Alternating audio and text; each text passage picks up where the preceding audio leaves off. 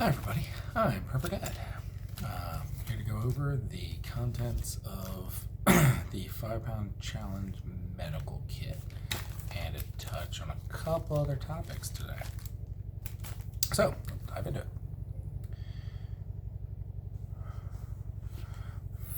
First things first,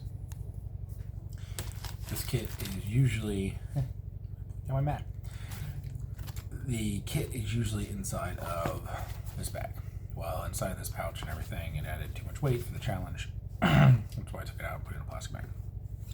Both fit into this nice little Molly pedal bag I usually have hanging on my backpack when I go out to the woods and everything, or out with the kids, my kids, or the volunteer groups I work with for first aid, dealing with lacerations, dealing with knives, burns, all that stuff. So this is the normal pouch. So inside here is a pretty simple breakdown. I have a CPR mask, quick barrier mask, protect me from CPR, some nitrile gloves, a pair of tweezers. Now these are by far the best tweezers I have ever found. They're super pointy, they are super duper convenient, they snap in, they're lightweight. These ones are actually made by Uncle Bill's. Right. Go on your keychain. I don't recommend that, they tend to fall off sometimes because all it takes is a little bit of added pressure and then a little pull, but 3,000% better than a Swiss Army knife pair of tweezers and a lot of other ones. For the size and the weight, they're great. I have a 4-hour nano candle. This can work for flame extension. I have this in here as a heating source. The reason it's a heating source is because in conjunction with the Mylar bag, if you wrap up in this Mylar bag, you will start to get warm. If you wrap up this Mylar bag, it's got this candle inside the bag with you. So obviously you're not burning yourself or burning the bag. You will heat up ridiculously fast. We will try to think of a way I could do a test on it other than saying, hey, I've done it before. So I'm gonna work on some way to test that to show you all that it does work. But great combination. This also helps extend your shelter kit with the Mylar bag. If I don't fire back and all that, off your fire. Sharpie, mark on you, mark on others, mark the tourniquet when it goes on, circle wounds, all kinds of stuff. Sharpie comes in handy. Mark it, leaving notes. We have, pull the rest of this out real quick. I'll just go through it. So we have several safety pins to work with the shemagh and everything. Same with works for getting out splinters. I really like these heavier duty black ones. They're black, which is cool, and B, they have a cool little loop and everything that you can take apart to make a fishing hook out of. It's just looped in the back. To me, they're a lot more stable. They're harder. It's definitely a harder steel for making fishing hooks and stuff out of if you needed to. Yet again, the purpose of this bag is not that, but it's just multiple uses for your items. Those are my tiny guys. Just hemostatic gauze, stop the bleeding. Pretty simple. Compressive gauze, bandage, stuff the wound, cover the wound. Pair of medical trauma shears. These are by far some of the smallest ones I found, and not the absolute smallest, but pretty small egg shears. They're convenient, they're comfy, they work really well. And I have a pressure dressing. I think it's green, probably is. Most of them are. Yep, camouflaged. So a pressure dressing to help go over everything. Then the one thing, chest decompression needle. I had training on this a long time ago. Do I feel confident? No. I carry this in case I am with someone or someone finds me or has more training and can use it to help whoever's injured.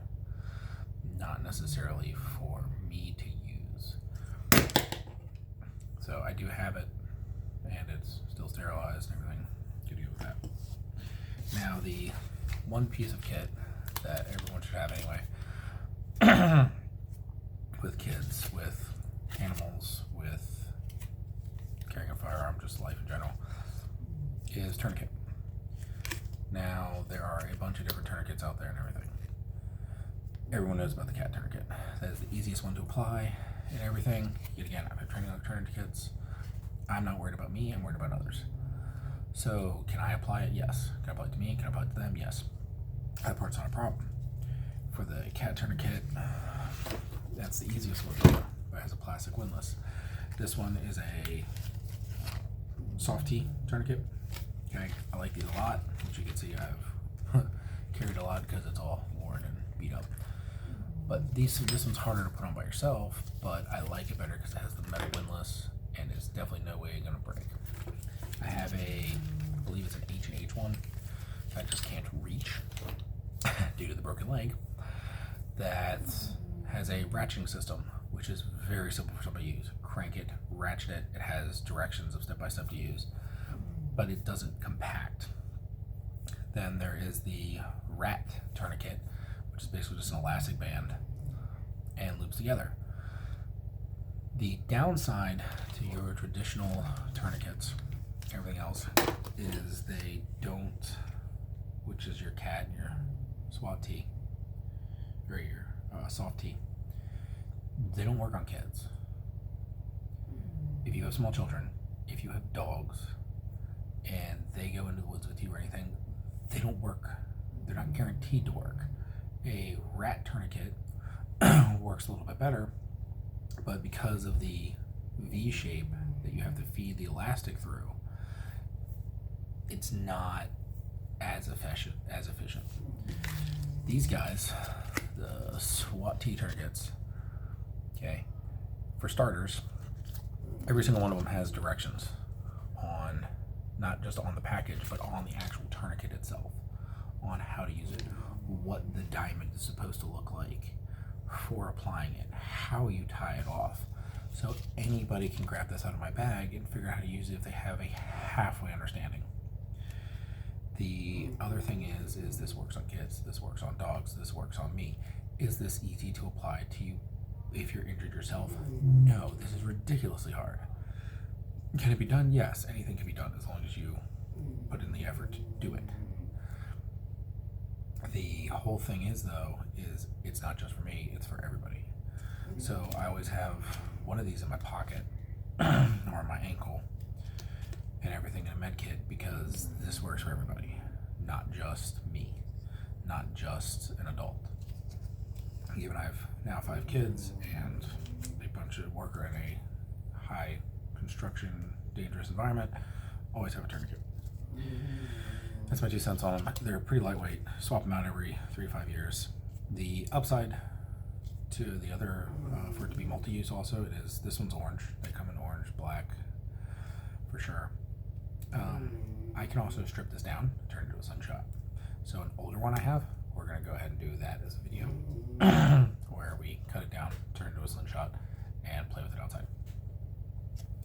And then the upside to the other secondary use for the rat tourniquet, if you want to do it, because it's also it's a very lightweight option. A lot of people fish it through their belts and everything, is that you can cut on that and throw it into a fire to make black smoke, because it's a rubber and elastic. So just something to keep in mind. Yet again, all of this all fits inside. All this fits inside this bag here, and yeah, that's it. So as we go ahead, don't forget to, the kids yelled at me, gotta like, subscribe, and yeah, like, subscribe, and never give up. Thank you. Bye.